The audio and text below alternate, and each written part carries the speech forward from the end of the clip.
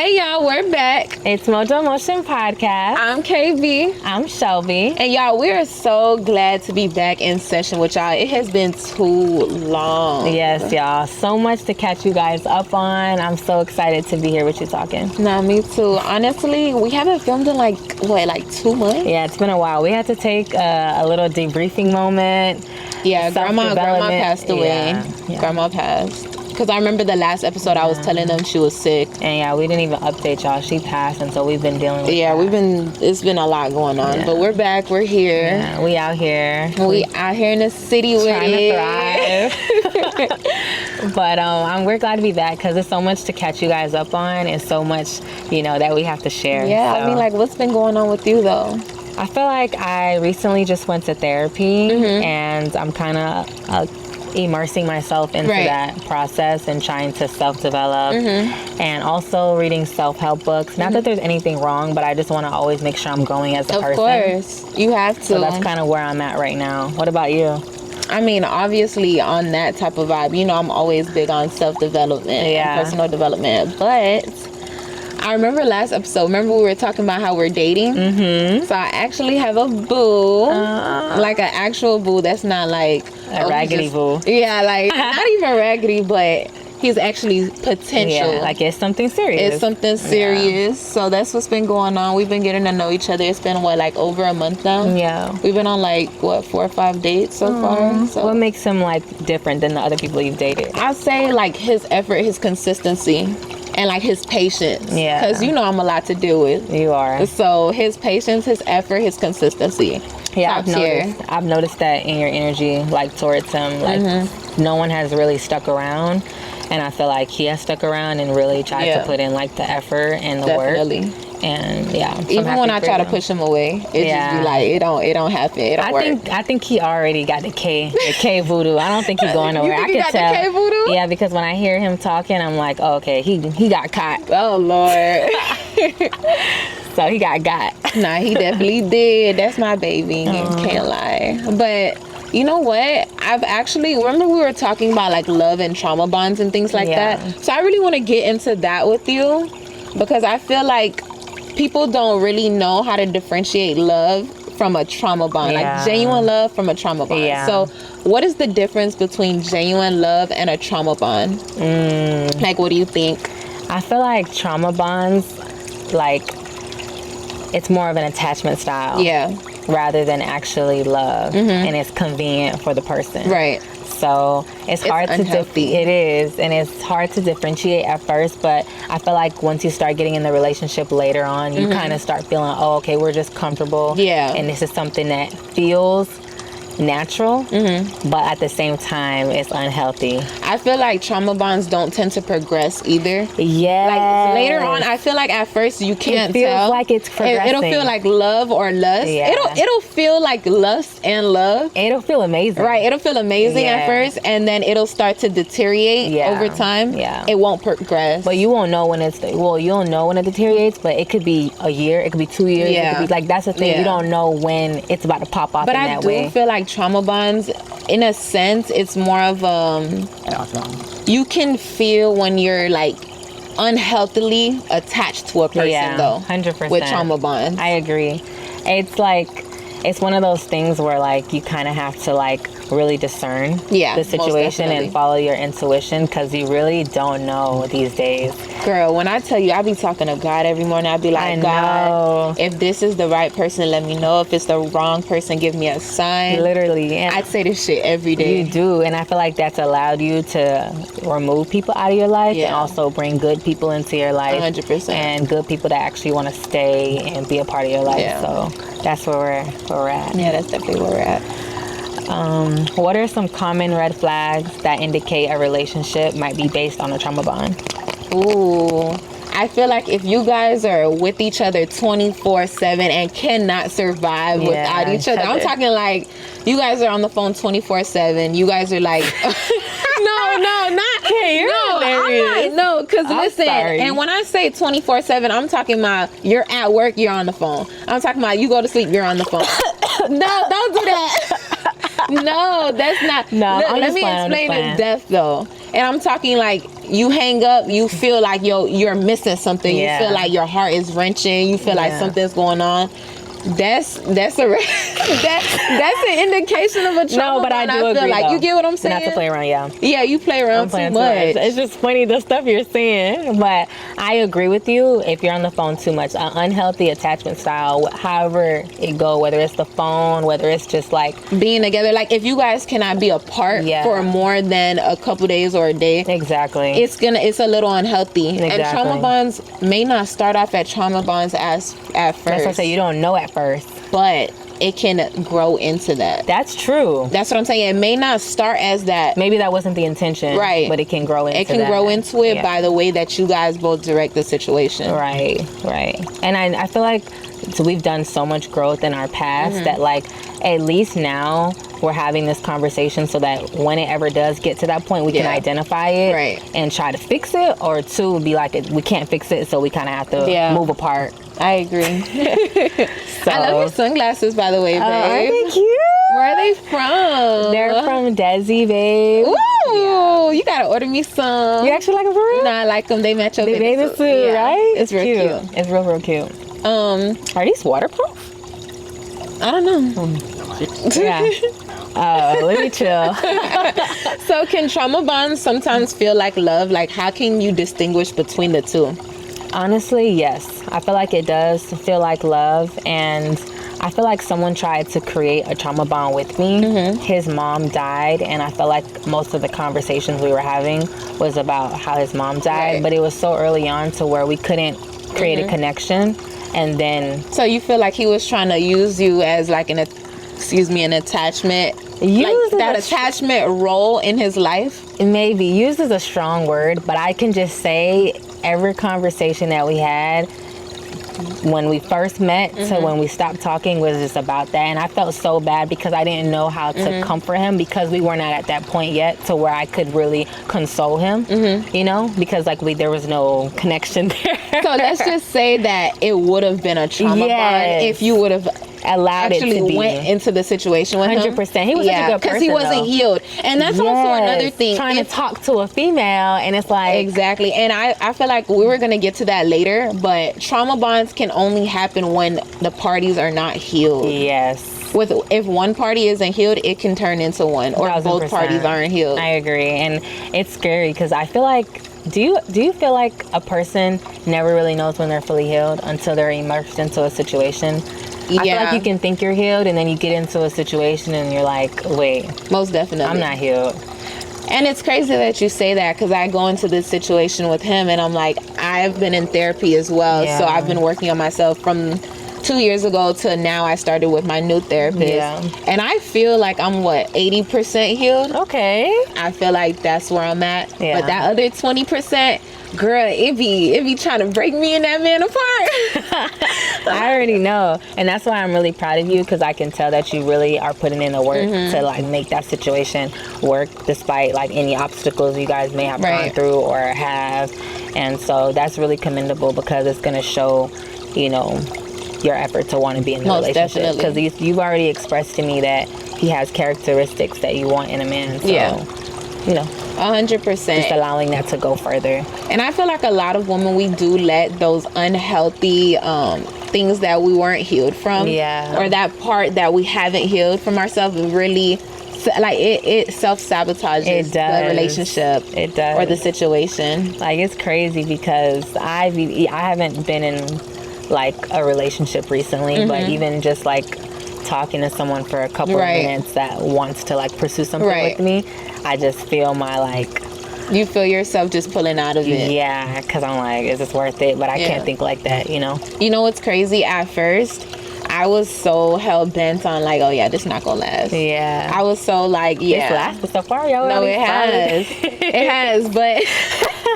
it's really because of him. It's really because of him. Because my unhealthy side will always... I've gone past it now, but it always kind of just tried to come in and take me away. I feel like he's been showing you that he's gonna stick around. So you know, you don't need to deal with somebody that's going to easily walk away. I agree. If he's willing to stick around for the ups and the downs, then that's what we both need. Someone who's willing to stick around for the ups and downs. Literally. And everyone has their time, and I feel like you've had your share of like situations that didn't work out, and now it's time to most definitely have a situation that does work out. Yeah, we're gonna see. We're gonna speak positivity. Yeah, exactly. What steps can someone take to heal and move away from a trauma bond? Ooh. What steps can someone take to heal and move away from a trauma bond? Therapy, of course. Work on yourself. Take that time for yourself. Learn yourself. Try new things. What else? Just really all those things. Move to another city if you need to. That is so healing. Oh my God. That is what we did after high school. And I'm going to be real. That was a new perspective and that healed us. I always encourage everybody to move out of their city because you learn so much about yourself and who you are and the people around you. You make new connections. You have new friends. So much growth in every area of your life. So much growth. We would move again. Yeah, we would. We're actually thinking. I'm gonna keep that to ourselves for now. We're gonna keep our cards close to our chest. But we have been thinking about moving. I think we've had, quite a time here in Miami. We have. And I don't know, it might be time to venture out. I also think it'll be good for business growth, but I also think it'll be good for personal growth. Yeah. I feel like it'll be nice to kind of get out and just kind of get out of our city. Yeah. I'm ready to do that because I feel like she's been ready. She's been ready since we touched down. And I was giving Miami the shot it deserved, and I feel like, okay, now I'm like, let's go somewhere else. Yeah, you really were. I was trying to give it a shot. You were. So, what's a crazy thing that I feel like everyone's so, they don't know what to do about is age gaps. I've seen it in adult relationships. I've seen it in younger relationships. You see Beyonce and Jay-Z, they're 10 years apart. It's always a thing. You see our friend, I'm not going to say her name, but, they're 10 years apart. Wait, which friend? Yeah. Okay. That was They're 10 years apart. And so it's such a thing in Miami, in big cities, all over the world probably too. So like, what defines an age gap relationship and why are they often viewed differently by society? I feel like people view age gap relationships automatically as sugar daddy situations, and it's actually not always that. I prefer personally an older man. I prefer an age gap relationship. Everybody I've ever dated has always been, I don't know, maybe 4 years and older. 3 years and older. I mean, but 4 years is very slight. Very slight. I'm talking, there's 8, 9, a bunch 10, of us where we're doing 8, 9, 10, and it's a bit steep. It's a bit steep. And it may be concerning for everyone else. Some of these guys, though, like, they don't even look like they're... They don't. 9 years older than you. Right. Like, they don't look like they're 9 years older than you. That's another thing. Just following looks, but then also how they align with you. Exactly. I feel like age gap is not a bad thing. I just feel like they're often viewed differently by society because everyone's so uncomfortable with it. Yeah. People feel like the man is going to manipulate you, take advantage. In some cases, there is. Yeah, it is. A lot of cases, there is. A lot of cases. We have to be real about that. Right. But, there is some that have good intentions, and also some men just prefer younger women because they can have kids. They can, their stamina in the bedroom is longer. Like, different things, is why, also keeps them young. Yeah. You said it keeps them young, and it's actually so funny you say that because I feel like often men go for younger women to stay young. Yes. Also to turn them into the woman they want. Yeah. Men and that could be a good or a bad thing. Yes, older men do like to mold smaller females. They do. So that's another scary thing. But I don't know, how has your personal experience been with that though? So actually the current situation I'm in, we're about 9 years apart. Is it? Yeah, we're like 9 or 10. Yeah. We're 9 or 10 years. Yeah, like 10 years apart. 10 years apart, yeah. I often forget. Yeah, I think it was just because 10. Of the situation. It's definitely 10. Yeah. I forget it's definitely 10 years. How has that been for you? For me, personally, at first, we didn't even know. Yeah. then we just asked each other, and it caught us by surprise because he thought I was, way older than I was. That's another thing. People assume we're older than what we actually are. So, and I thought he was younger than what he said he was. So then when we got past that, we communicated about it. We, talked about our concerns with it, things like that. I even told my mom because, things like that, you have to kind of tell someone you're close to. And I get that. Yeah, so it's not viewed as like, okay, what are you doing? Yeah, and also to get their perspective since they are so much older. Exactly. It would be a different conversation if like they were just a few years. Right. But this is a huge age gap. So like, and my mom, she was like, I mean, you're very mature for your age, so I'm not surprised, but that age may be a little steep. Yeah. See how it goes. Right. And I was just like, go okay. from there. So far, it's been fine. Yeah. So I guess it would just be having you... Go ahead. Go ahead. I was going to say, for me, I often do feel like the younger woman does have to be a strong woman if they're going to be in that type of situation. You do. I feel like you have to be very strong-willed, and you also have to have your own opinions, and you can't let him walk all over you, because it's really easy for an older man to think he got control over the female. And that's when, obviously, that daddy and daughter correlation starts to happen. And I do feel like sometimes, let the man lead. Yeah. But when it comes to this particular, the age gaps and things like that, like you said, you do have to be very... with your opinion. Yeah. You can't let that man change your mind off just little things. Yeah, because then he's just going to control you. But and then it's going to be unattractive, and then it's not going to be something he even wants to be in anymore. Little does he know, if he gets everything he wants, he's not going to want to be in that situation with you. You got to keep the man on his toes. You do. Because he's talking to the younger female because of the fun, because of the... there's I wouldn't even say for the fun. Like, I don't know how to explain it. There is that seriousness to it. But, like, the younger female, it's not so damn serious. Right. Older men sometimes don't date people their own age because the women now, like the older women now, they have all these gone through so much shit. That they done had it. They don't want to hear nothing that man had to say if you're not going to put a ring or a baby in there. It's so funny you say that because even our sisters are like that. Not even to throw shade, but I mean, like my older sister, she's 32. You got to come with shit. Of course, she's at the age where it's like, okay, she wants...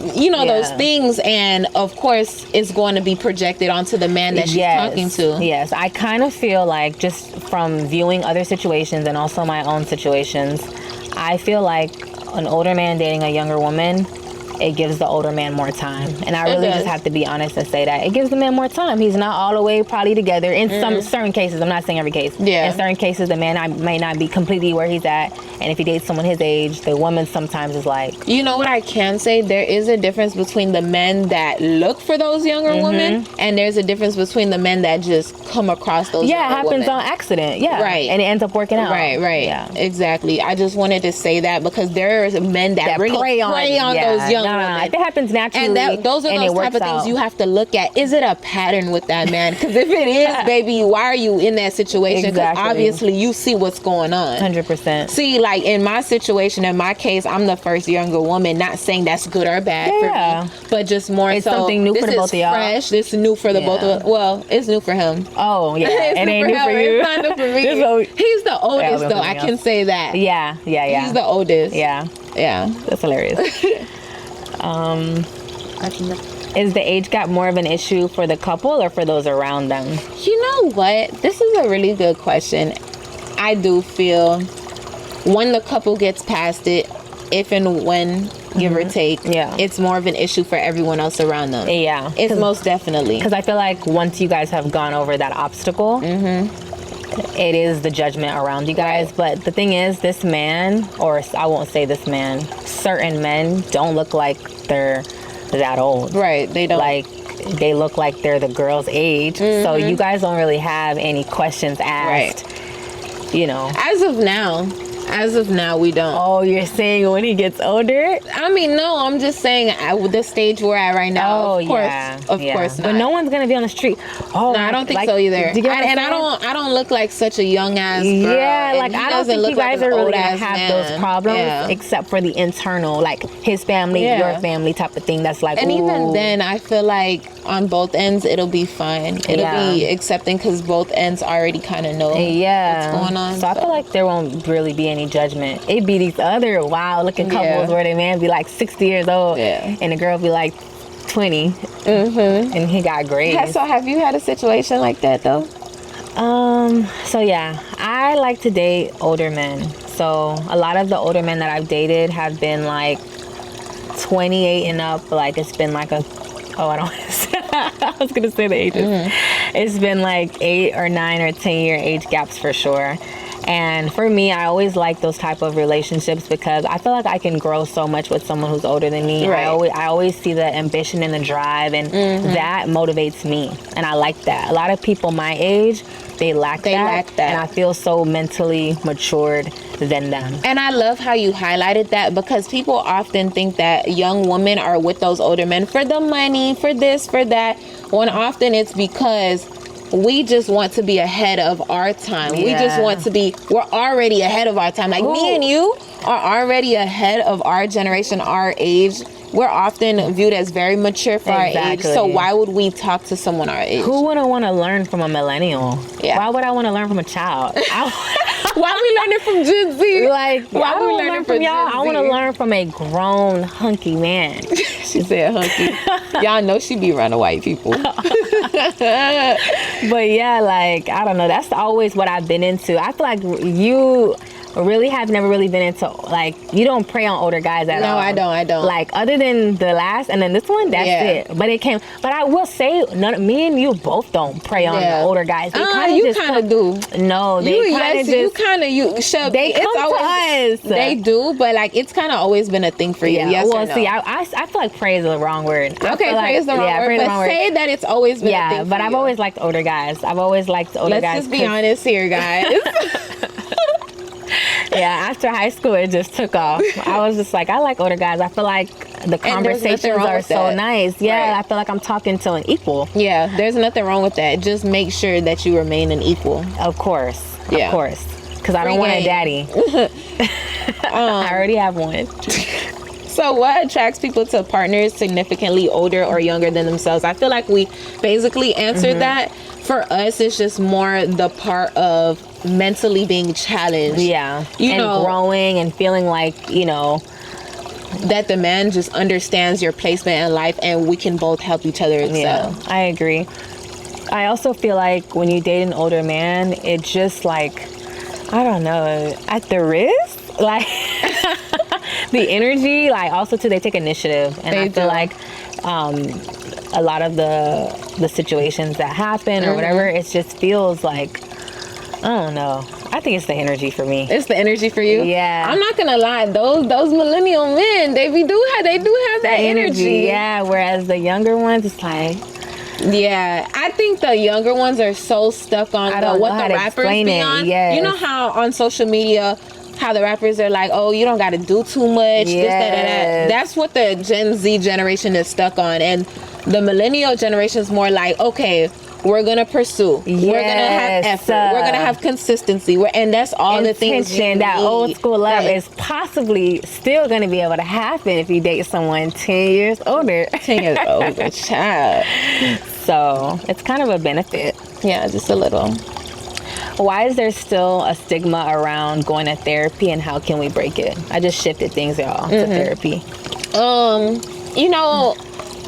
I think what it is it's more of a thing that was not proud for our family back in the day. Yeah. It started from back then where, our grandparents, our parents, they didn't believe in that self-work, that self-help. And some of them still don't because they're stuck in their ways, and that's okay. But our generation, millennial, Gen Z, we're more prone to, addressing those things because we don't want to stay stuck in our ways like our parents and our grandparents. We don't at all.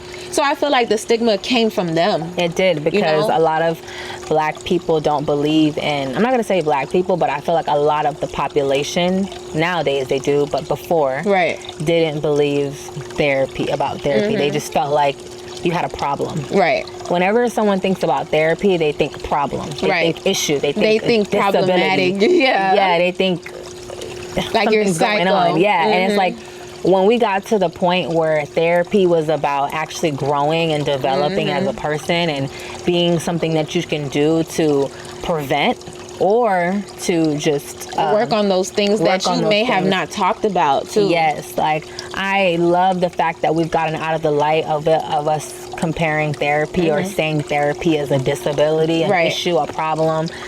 I'm so happy that narrative is gone because I now am in therapy, you're in therapy, and it's really nice to talk to someone who's not in your world and not in your a third person point of view to talk to about something. I agree 100%. I 100% agree, because sometimes you need that third eye to kind of be like, because for example, my therapist, and if you guys are in the zodiac signs, I don't know, but me and her are. I'm a Pisces and she's a Virgo, so we're water and earth. See, my therapist, she's a Sagittarius, which means she's fire. She sees things totally different from which me, is kind of a good thing. Which is good. That's what I was about to say, which is good for me, because I don't need someone who sees life like me. She will bring often a whole different perspective that you haven't even thought of. I haven't even thought about, and I'm like, and all the signs around you go with you. Your mom's a Pisces, I'm a Virgo, your new boo's a Taurus. Like, it's just like, so you need to stop talking to us and go talk to your therapist. Exactly. Because we're going to fuck you up.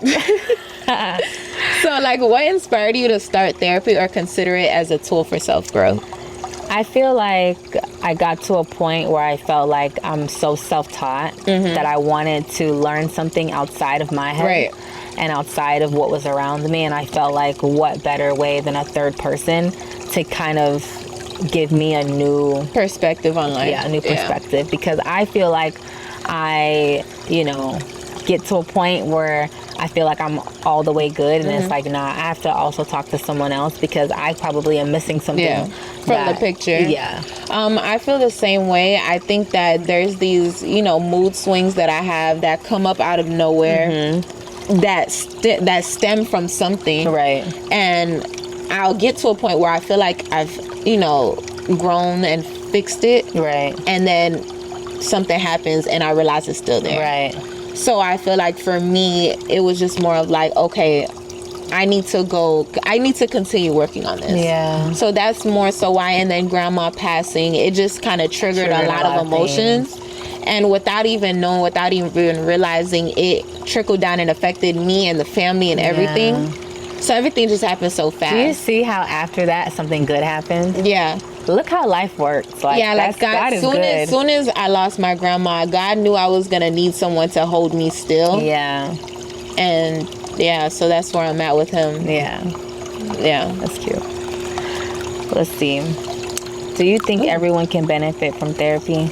I guess we kind of answered that. Yeah. I mean, yeah. 100%. I think everyone can benefit from if therapy. You allow the process to work. Yes. Which I also had to understand that. Yeah. Like when I went, I was like, I told you, you were so scared to go to. I'm like, girl. Yeah. And the way my person is set up is I have solutions for everything. So when this lady's talking to me and telling me something, I'm like, but it's like, I can't think like that. You have to receive it. Yeah, I have to receive it and be like, okay, bitch, you're not a know-it-all. Yeah. Like, sorry, that was really harsh. But that's how I'll come off in my therapy session. Yeah. But only with people that don't know me like that. Like with you, I'll let you tell me something. Whereas someone else, that's more because you kind of respect my opinion. Yeah, and this time, like, come on. She doesn't know you. Like for you rather the person know you to tell you about yourself rather than a nobody, or not a nobody. But someone that you don't know telling you about yourself because they don't know you. Yeah, but I had to remove that mindset out of my headspace and be like, okay, I need to go into this, allowing this lady to tell me what's going on, and not be like, girl, I already knew that. Like, so how can someone balance self-development with the pressures of everyday life? I feel like this is a great question. Yeah. Ooh. Can I be real? This plays a part in my self-development. I have to walk outside and take deep breaths constantly, or I feel like I'm going to spaz out. And, so I think that it is hard to kind of balance it every single day. It is. And that's kind of, those breathing exercises really help me in trying to read and have other outlets. I think we both sometimes, some days, struggle with balancing everything that goes on in life with self-development. But that's why we give time to therapy. Yeah. So that's really our time, our hour of that day to give to our self-development. It is. And like, It's difficult, but I feel like me and you have been doing really, really well when it comes to trying to balance the two, and also having a personal life, business life, and trying to combine the two. So it's been really nice. I agree. Yeah. I agree. Is there anything else you want to speak on in this episode, Poop? Honestly, I'm just really at peace. Yeah. Like right now, currently, with me sitting in this tub with you, it's so peaceful. I think this is one of our, Yeah. Have you been happy recently, though? I know Mama just died, but do you feel like you came out on the other side of that yet? Yeah, but some days are harder than others. Yeah. Some days are easier. Some days, I think about her every day though. Of course, yeah. Of course, but some days it's more like there's so much going on. Yeah. That I can't put attention to the area. Yeah. You've had some healthy distractions, I feel like. Yeah. Not even just that, but just with the podcast and everything, getting that back on track. I feel like a lot happened where I'm not going to say we were falling off, but more so we couldn't put attention to the podcast. We couldn't. So that, held us back a little bit. But I feel like we're back now and we're better than ever. Yeah. And it's just staying with that consistency now. Yeah, I agree. There's so many points where we want to stop the podcast, y'all, just to get real with them. Yeah. But we keep going because we genuinely do like talking to each other and also talking to you guys and sharing these conversations. Sharing our experiences and hoping you guys can learn from it. Yes, and also relate to it and also share your experiences in the comments about age gap relationships and therapy and all of that stuff and your struggle with your business because for us, it is a struggle to put out content and be consistent, but it's something that we really do like to do. But 100%. If you see spaces of us ghosting sometimes, just know we're kind of, we're always working. I can say we're always working. We are. It just may not display that way. Yeah, because it's a lot of behind the scenes stuff that go on. There is so much behind the scenes, and so we try to take that into account. But is there anything you would like to, talk about before we go? I haven't had anything too crazy going on in my personal life. I've really just been trying to take the time to, make sure I'm good. And I've been really selfish with my time because I feel like I've given it out so much to other people and to my family and to this and to that I'm just in a space of let me make sure I'm okay. Yeah, let me make giving sure to yourself. I'm good. Pouring into your cup. Yeah, and so once I feel like I'm at that point, maybe my Mr. will come around on its own. It's so crazy you said that because I feel like mine did not come around until I started pouring into my cup. Yeah. I'm talking about my boundaries had to tighten up. Yes. Everything around my life had to tighten up. My discipline in certain areas with working out, certain things getting serious about self had to tighten up before you come across someone for you. I agree. And when you are not right within yourself, stuff isn't gonna happen the way you want it to. I know I want to be consistent in the gym. I know I want to read more. I know I want to do this. I know I want to do that. I know I want my career to be at a certain point. And although career doesn't matter when it comes to a relationship, I feel very incomplacent when I don't have my career at where I want it to be. I don't feel good. And I feel like a lot of us can relate to that. Yeah, and so that shows in my character. And so that's why, I guess everyone finds their partner at different times in their life, So, yeah. Most definitely. And I feel like all of us can relate to that for sure. 100%. So we'll have to see on the next episode what happens. Mojo Motion out. See you guys. Bye. Bye.